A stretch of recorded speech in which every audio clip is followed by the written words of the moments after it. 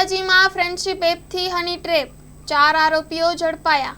Dhoraji city police સ્ટેશનમાં તારીખ 1 મઈ 2026ના રોજ ભારતીય ન્યાય સંહિતાની કલમ 308(7) અને 309(6) મુજબ એક ગુનો દાખલ કરવામાં આવ્યો છે। ફરિયાદીના જણાવ્યા મુજબ આશરે 5 થી 6 મહિના પૂર્વે ફ્રેન્ડશિપ એપ્લિકેશન મારફતે એક અજાણ્યા વ્યક્તિ સાથે એમની મિત્રતા થઈ અને ત્યારબાદ તારીખ 22 એપ્રિલ 2026ના રોજ આ વ્યક્તિ દ્વારા ફરિયાદીને ઉપલેટા નજીક મળવામાં બોલાવવામાં આવ્યું હતું।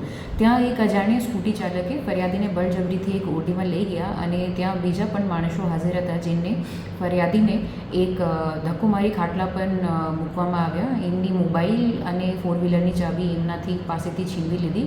એમના કપડાં ઉતારીને એક નગ્ન અવસ્થામાં વિડીયો અને ફોટા ઉતારવામાં આવ્યા। ત્યારબાદ ડીકા પાટોનો તથા ટ્યુબલાઇટથી માર મારી ધમકી પણ આપવામાં આવી અને એવી રીતે એમને બ્લેકમેલ કરીને એમના પાસેથી ગૂગલ પે મારફતે 1 લાખ રૂપિયા કઢાવવામાં આવ્યા। એમાં આરોપીઓ જે સામેલ હતા તપાસ પાછળ આ મળ્યા છે ચિરાગ પટેલ, નિકુંજ પટેલ, પ્રતીક નટવરલાલ ગજેરા, રઘુ રાઠોડ અને એમના સાથે 2 બીજી મહિલાઓ રાણીબેન અને નીલાબેન। એ લોકો આ ઉઘરાણી પછી પણ ફરિયાદીના ઉપર દબાણ ચાલુ રાખ્યું અને પછી એવું બહાનું માર્યું કે ચિરાગ પટેલને હવે દવા પી ગયેલ છે અને હોસ્પિટલમાં દાખલ છે અને હજુ તમને 3 લાખ રૂપિયા આપવા પડશે।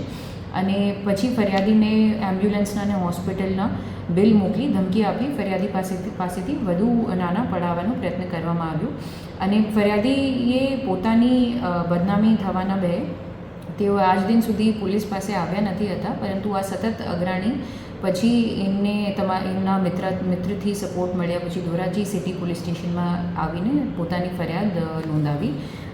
દરેક આરોપી હવે પોલીસના ધરપકડમાં છે અને તપાસ ચાલુ છે। અમારો સંદેશ દરેક વ્યક્તિ માટે એવું છે કે તમે કદાચ કોઈ હની ટ્રેપિંગ સ્કેમમાં અથવા બીજા કોઈ એવા માણસોથી બ્લેકમેલ થઈ રહ્યા છો તો એમાં કોઈ ગભરાવાની વાત નથી। તમે પોલીસ પાસે આવી શકો છો, તમારી ઓળખ ગુપ્ત રાખવામાં આવશે અને પોલીસ દરેક રીતથી તમારી મદદ કરવામાં તત્પર અને સક્ષમ છે।